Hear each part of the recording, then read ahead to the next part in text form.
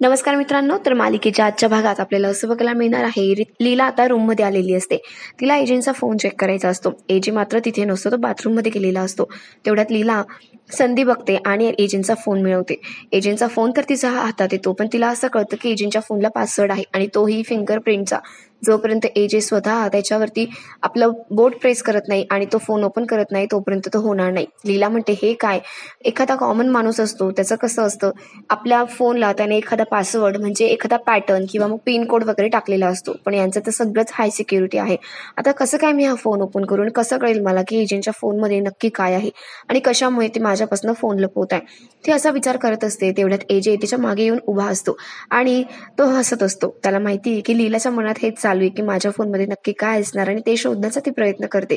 आता लीलाही जाणवतं की मागे एजे उभे आहेत. ती म्हणते, एजे म्हणजे सॉरी, मी तुमच्या फोनला हात लावत नव्हते. खरं तर इथे मी ना तुम्हाला शोधायला आले होते, पण तुम्ही नव्हतात म्हणून मी टाइमपास करत होते आणि तेवढ्यात माझं लक्षात आलं की इथे तुमचा फोन ठेवलेला आहे म्हणून मी घेतला. बाकी माझा दुसरा काही हेतू नव्हता. एजे एजे आता हळूहळू लीलाच्या जवळ येत असतात आणि लीलाला असं वाटतं की एजे रोमॅन्टिक होत आहे, ते आपल्या जवळ येत आहे, आपल्याला मिठी मारण्याचा प्रयत्न करताय. म्हणून लीला आपले डोळे बंद करते आणि ती सुद्धा त्यांच्यासोबत हरवून जात असते. पण तेवढ्यात एजे तिला असं दाखवतो की तो सुद्धा तिच्या जवळच येतोय, पण तो मागे जाऊन खाली वागतो आणि आपला फोन उचलतो आणि हळुवारपणे मागे येऊन उभा राहतो आणि म्हणतो, लीला तुला काही हवंय का?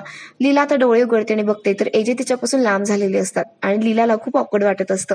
खरं तर तिला सुद्धा कळलेलं असतं की एजेंना काय म्हणायचं आहे. लीला आता लाजते आणि तिथून निघून जाते. एजे आता विचार करत असतो की लीला खूप बडबडी आहे, तिला आता कसं गप्प करायचं ना, याचं सोल्युशन माझ्याकडे आहे. कारण त्याला माहिती की लीलाच्या जवळ गेलं की लीलाला असं वाटतं की एजे मला मिठी मारणार आहे आणि म्हणूनच ती शांत बसलेली असते. तर मग आता लीलाला कसं शांत करायचं याचं सोल्युशन त्यांना मिळालेलं असतं. इकडे कालिंदी सुनांना खूप त्रास देत असते. सगळ्याजणी आता आतमध्ये आलेले असतात आणि कालिंदी म्हणते, वा मस्त कपडे धुतले तुम्ही. तर तिघेही कपड्यांच्या घड्या घालत असतात.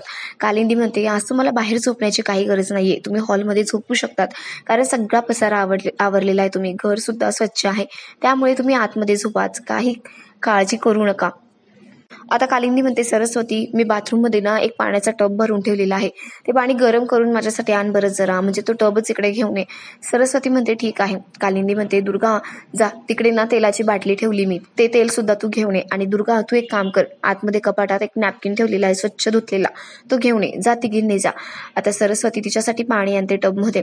दुर्गा आणि लक्ष्मी ह्या सुद्धा सांगितल्याप्रमाणे टॉवेल घेऊन येतात, तेलाची बाटली आणतात. आता कालिंदी म्हणते, हे बघा तुम्हाला काय करायचंय ते मी सांगते.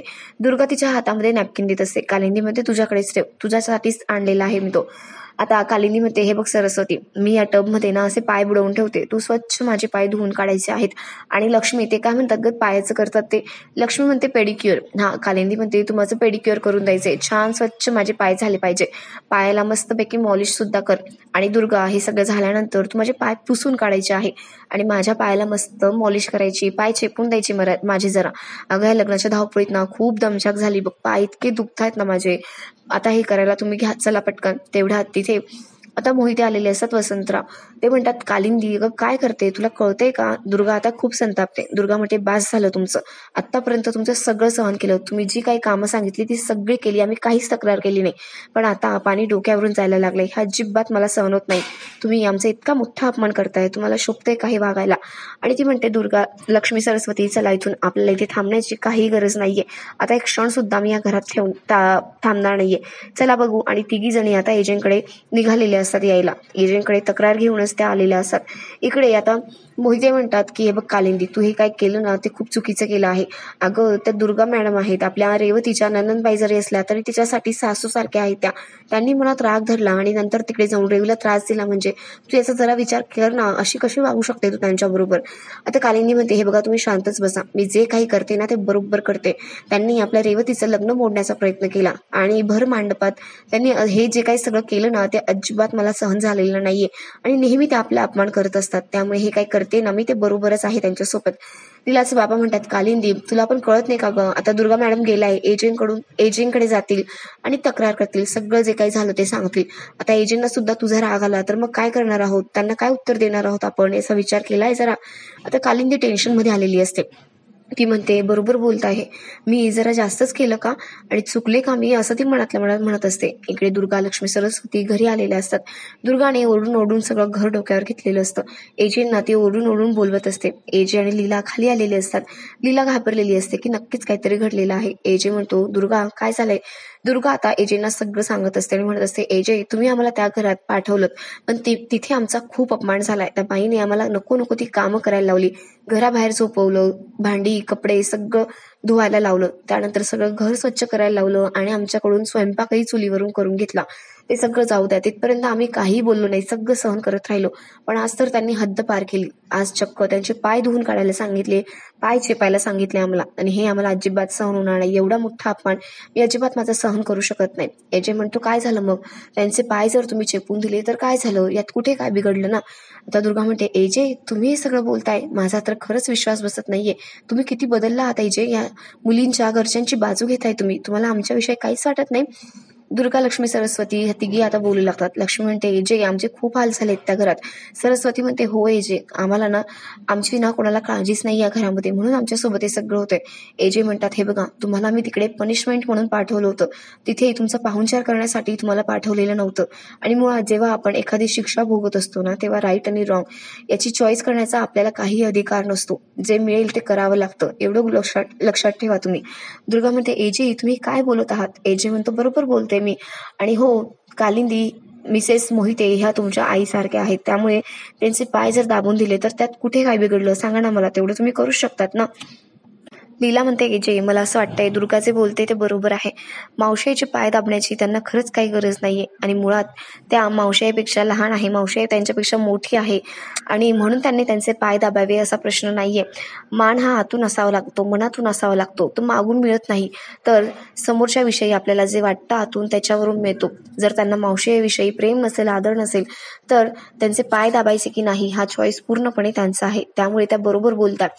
आता रेवती सुद्धा म्हणते, हो, आईचं वागणं मला अजिबात पटलेलं नाहीये, तिने जे काय केलं ते चुकीचंच होतं. दुर्गा म्हणते, वा, तुमच्या दोघींकडून शिकलं पाहिजे की तुमच्या आईची सावरासावर कशी करायची ते, आणि हो, त्यांची बाजू घेऊन नाटकं करू नका, इथे आम्हाला दाखवू नका की तुम्हाला आमचं किती लागतं ते. आता यांच्यावरती एजे खूप चिडतो आणि म्हणतो, दुर्गा बास, तुझं हे सगळं बोलणं मी अजिबात ऐकून घेऊ शकत नाही. लीला तुझी बाजू घेते याचा अर्थ असा नाहीये की तिला काही मान नाही येते. आतापर्यंत लीलाला तुम्ही किती त्रास देण्याचा प्रयत्न केला, प्रत्येक वेळेला तिला घालून पाडून बोलला, तिचा अपमानच करत राहिला, तरी सुद्धा आज तुमचा अपमान ती अजिबात सहन करू शकत नाही. कारण तिने या घराला, या घरातल्या प्रत्येकाला आपलं मानलं आहे. त्यामुळे कोणाचा अपमान ती सहन करू शकत नाही, आणि स्वतःच्या मावशी आईला डावलून तुमची बाजू घेऊन बोलते ती. आणि तरी सुद्धा तुम्हाला असंच वाटतंय का की लीला चुकीचं करते ते? अजिबात नाही, तुम्हाला ती शिक्षा पूर्ण करायची आहे आणि तुम्हाला तिकडे जावंच लागेल. आता एजे लीला असं बोलत असतात, तेवढ्यात लीला म्हणते की नाही एजे, असं नका करू. मला असं वाटतंय की या तिघींची शिक्षा तुम्ही इथेच थांबवा आणि त्यांना इथून आता परत जाऊ देऊ नका. झालं ते बस झालं आता. तेवढ्यात एजे म्हणतो, नाही. दुर्गा म्हणते, बरोबर आहे, एजे जे सांगतायत तेच करू आम्ही. एजेंचा शब्द मी अजिबात खाली पडू देऊ शकत नाही. आणि हो एजे, आता शिक्षा पूर्ण झाल्याशिवाय मी या घरात पाऊलही ठेवणार नाही. तुमची इच्छा आहे ना आम्ही तिकडे परत जावं, शिक्षा कंप्लीट करावी, ठीक आहे, मग आम्ही जातो आणि तुमच्याकडे एकही तक्रार घेऊन आम्ही इथे येणार नाही परत. तिघी जणी आता रागावून निघून गेलेल्या असतात. एजे म्हणत असतो, तुम्हा सगळ्यांना असं वाटत असेल की या तिघींची मी बाजू का घेत नाहीये, पण आतापर्यंत त्यांनी लीलाच्या घरच्यांचा खूप अपमान केला, त्यांना खूप त्रास देण्याचा प्रयत्न केला, आणि लीलाला सुद्धा, पण कोणीही आपल्याकडे तक्रार घेऊन आलं नाही. पण आज यांना एवढा छोटासा प्रॉब्लेम झाला तर लगेच हा तक्रार घेऊन आला. खरं तर यांनी इतका त्रास दिला ना लीलाच्या घरच्यांना, त्याच्या पुढे ही शिक्षा काहीच नाहीये. त्यामुळे ही शिक्षा त्यांना पूर्ण करावीच लागेल. दुर्गा लक्ष्मी सरस्वती बाहेर आलेल्या असतात, त्यांच्या पाठोपाठ किशोरही बाहेर आलेला असतो.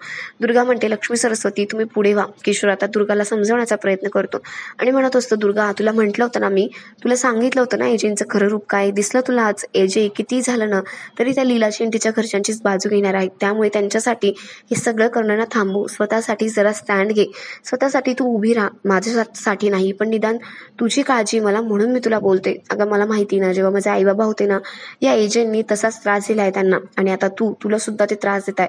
माझ्या जवळच्या सगळ्या माणसांना यांनी खूप त्रास दिलाय, मला त्या अजिबात आता सहन होत नाहीये. तुझी अशी अवस्था झालेली मी नाही बघू शकत दुर्गा, त्यामुळे जागी हो आता तरी आणि स्वतःचा स्टँड घे. हे सगळं करण्याची काहीच गरज नाहीये. दुर्गा काहीच बोलत नाही, तिथून निघून जाते. किशोरला माहिती असतं की दुर्गा आपला ऐकणार नाहीये, ती एजंटच ऐकणार आहे. दुर्गा लक्ष्मी सरस्वती परत शिक्षा भोगण्यासाठी लीलाच्या माहेरी आलेल्या असतात.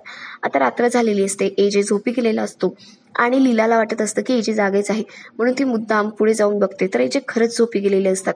लीला म्हणते हाच चान्स आहे, परत एकदा आपण फोन घेतला तर, आणि एजंटचा जो अंगठा आहे तो फोनवर आपण प्रेस करूया, म्हणजे फिंगरप्रिंटचा जो पासवर्ड आहे तो ओपन होईल. आणि लीला आता जाते, फोन वगैरे घेते आणि एजंटचा हात पकडते. तोच एजंटना थोडी जाग आलेली असते. लीला परत मागे येते आणि लपून जाते. परत एजंट झोपी जातो, लीला हळूच जाते आणि एजंटचा जो बोट असतो तो फोनवरती प्रेस करते आणि पासवर्ड ओपन होतो. आता लीलाच्या लक्षात येतं की एजंटने त्यांच्या फोनवरती लीलाचा फोटोज हा वॉलपेपर म्हणून ठेवलेला आहे. लीलाचा आनंद हा काय गगनात मावत नसतो. ती खूप खुश झालेली असते. ती म्हणते, एजे किती प्रेम करता तुम्ही माझ्यावरती, पण दाखवत का नाही हो, बोलून का नाही दाखवत, मला सांगा ना.